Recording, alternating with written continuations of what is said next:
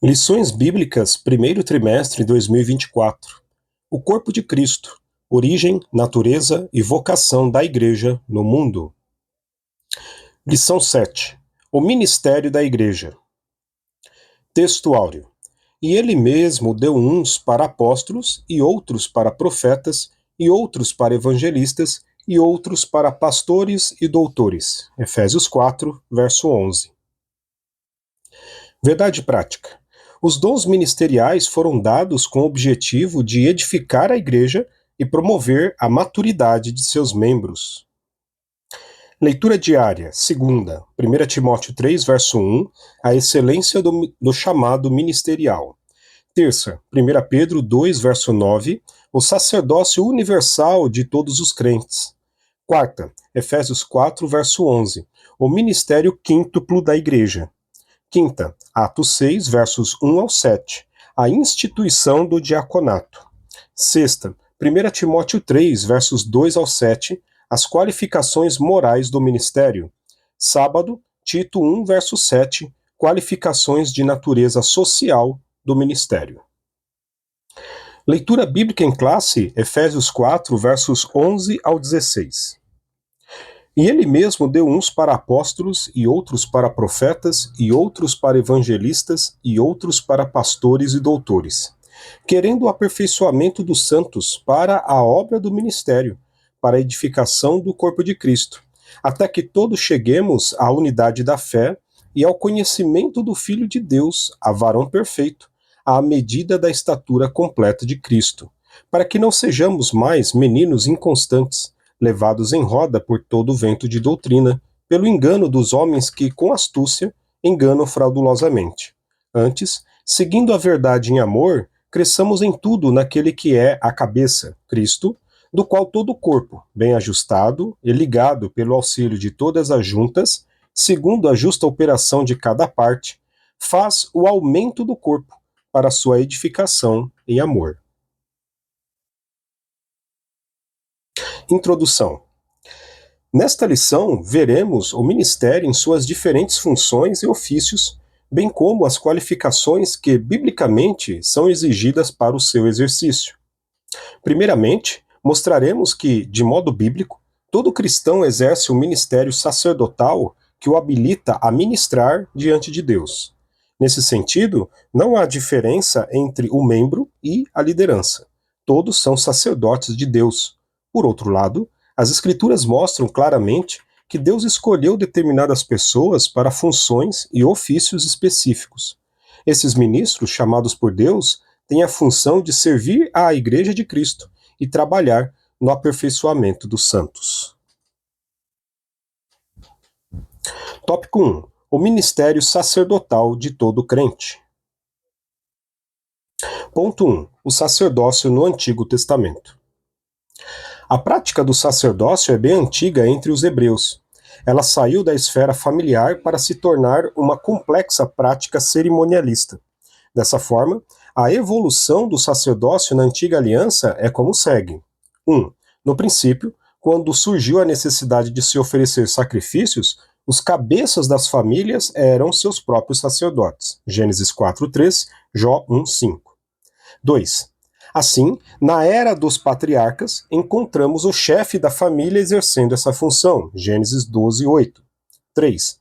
Israel, como nação, foi posta como sacerdote para outros povos, Êxodo 19, verso 6.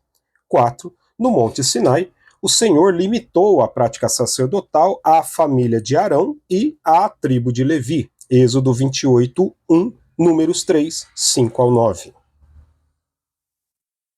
Ponto 2. Uma doutrina bíblica confirmada no Novo Testamento.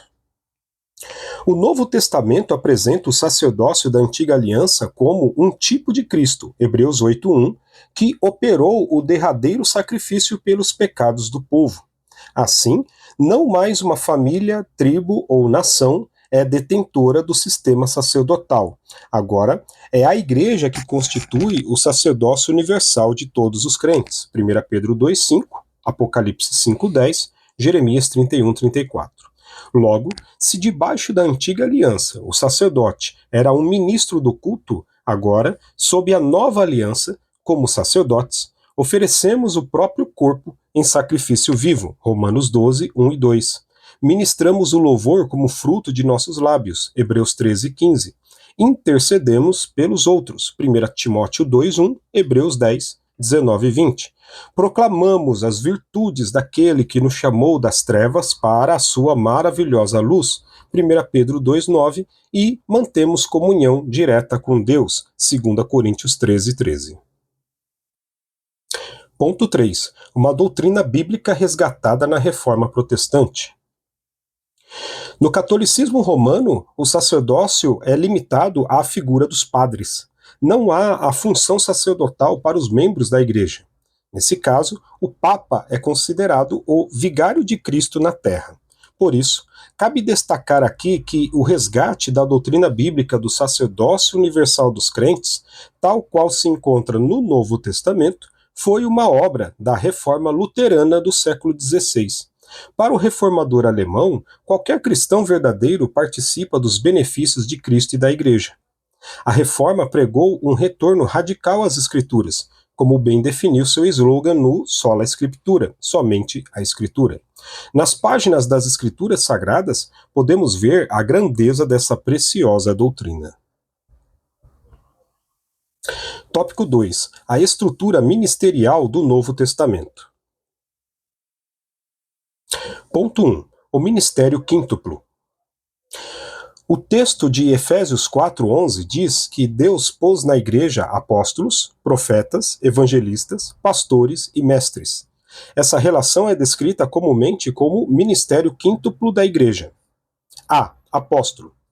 Alguém enviado em uma missão. Mateus 10:2, Lucas 22:14, Atos 13:2.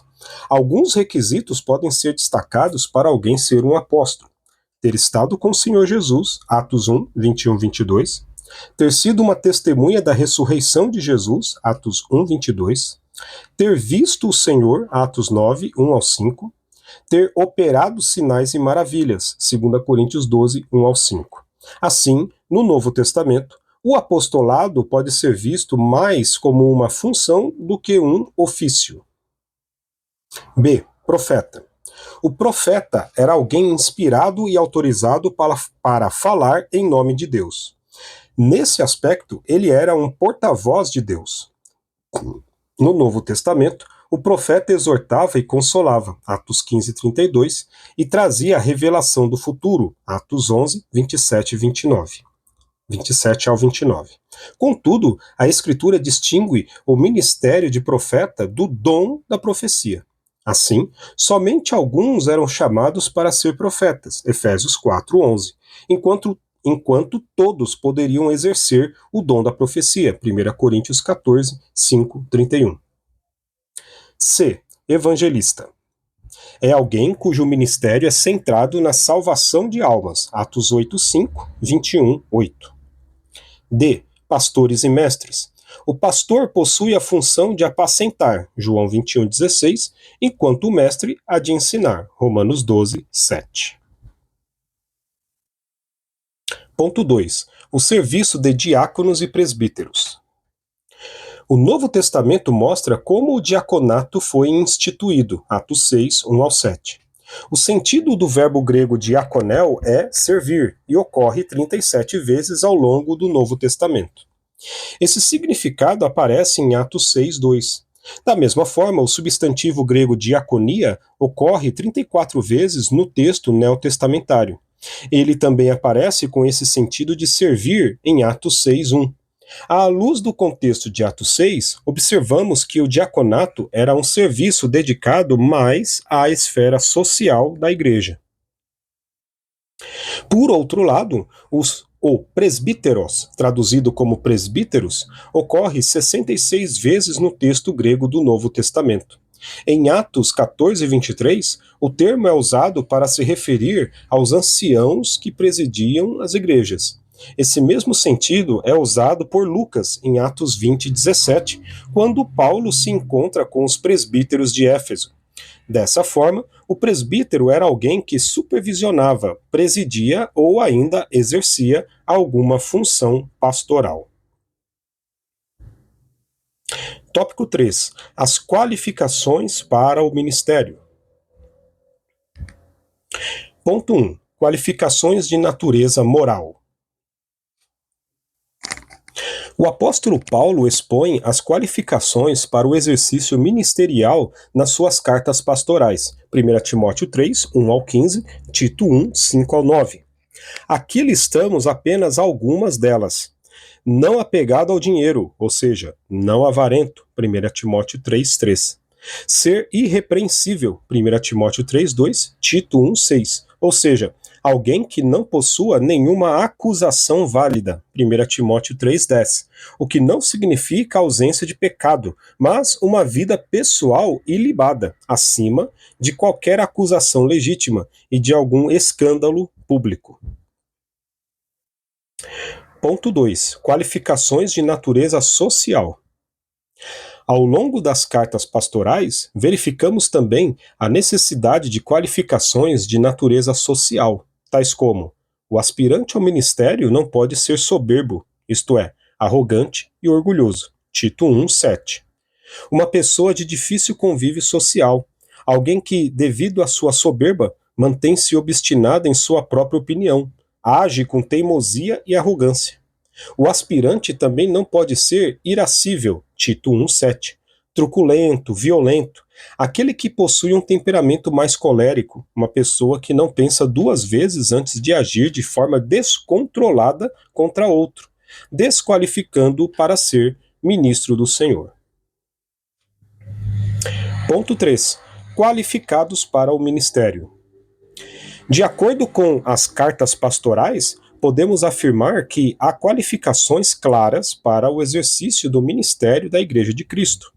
Nesse sentido, os ministros do corpo de Cristo têm como requisitos inegociáveis para o exercício do ministério as qualificações morais e sociais, conforme estudados aqui. Conclusão. Nesta lição, vimos o ministério sob diferentes aspectos. Vimos que a doutrina do sacerdócio universal dos crentes é inteiramente bíblica.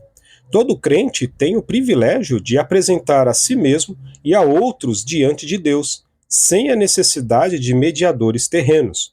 Vimos também que Deus pôs na igreja alguns para o exercício de determinadas funções específicas. Esses ministérios devem ser vistos como dons de Deus à igreja. Amém.